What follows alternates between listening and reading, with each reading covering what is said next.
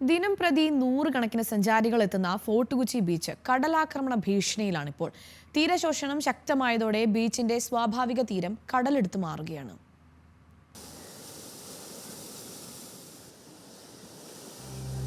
കഴിഞ്ഞ ദിവസങ്ങളിൽ പെയ്ത മഴയും ശക്തമായ കാറ്റും കേരളത്തിന്റെ തീരമേഖലകളിൽ കനത്ത നാശനഷ്ടമാണ് ഉണ്ടാക്കിയത്. കാലാവസ്ഥയിൽ ഉണ്ടാകുന്ന മാറ്റവും തീരമേഖലകളിൽ നടക്കുന്ന വ്യവസായ നിർമ്മാണങ്ങളും കടലിന്റെ സ്വഭാവത്തിൽ മാറ്റം വരുത്തുന്നുണ്ട്.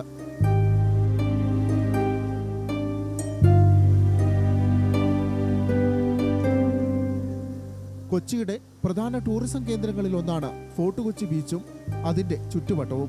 സ്വദേശികളും വിദേശികളുമായി നൂറുകണക്കിന് സഞ്ചാരികൾ വന്നു പോകുന്നിടം കൂടിയാണിത്. എന്നാൽ ദിവസവും സംഭവിച്ചുകൊണ്ടിരിക്കുന്ന തീരശോഷണം ഫോർട്ട് കൊച്ചി തീരത്തിന്റെ ഭാവിയെപ്പറ്റി ആശങ്ക സൃഷ്ടിക്കുകയാണ്. ഫോർട്ട് കൊച്ചി ടൂറിസ്റ്റ് മേഖലയാണ്.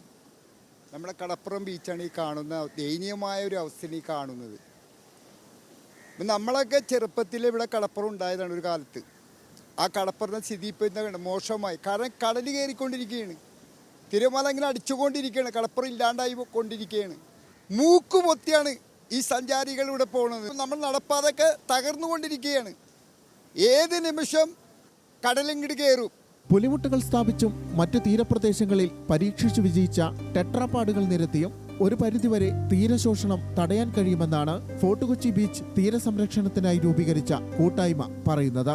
ഞങ്ങൾ ആവശ്യപ്പെടുന്നത് ഇവിടെ പുലിമുട്ടുകൾ ഇടണം. പുലിമുട്ടുകളിട്ട് ഡ്രഡ്ജിങ് ആയിട്ട് ഇവിടെ മണ്ണ് കൊണ്ടുപോകുന്നുണ്ട്. ഏതാണ്ട് 20 കിലോമീറ്റർ അകലെയായിട്ടാണ് മണ്ണ് കൊണ്ടുപോയി ഇടുന്നത് ഡ്രഡ്ജിങ്ങിൽ. ആ മണ്ണ് ഈ പുലിമുട്ടിൻ്റെ ഭാഗത്ത് കൊണ്ടുവന്നിട്ടിട്ട് ഈ കരയിൽ കൊണ്ടുവന്നിടണം.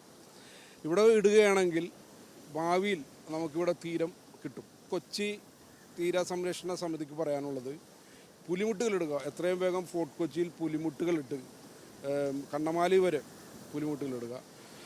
അതിനുശേഷം ഇവിടെ വരുന്ന മണ്ണുകൾ, ഡ്രഡ്ജിങ്ങിൻ്റെ മണ്ണുകൾ ഈ ഭാഗത്ത് കൊണ്ടുവന്ന് ഇട്ട് കഴിഞ്ഞാൽ തീരം ഉണ്ടാകാൻ സാധ്യതയുണ്ട്.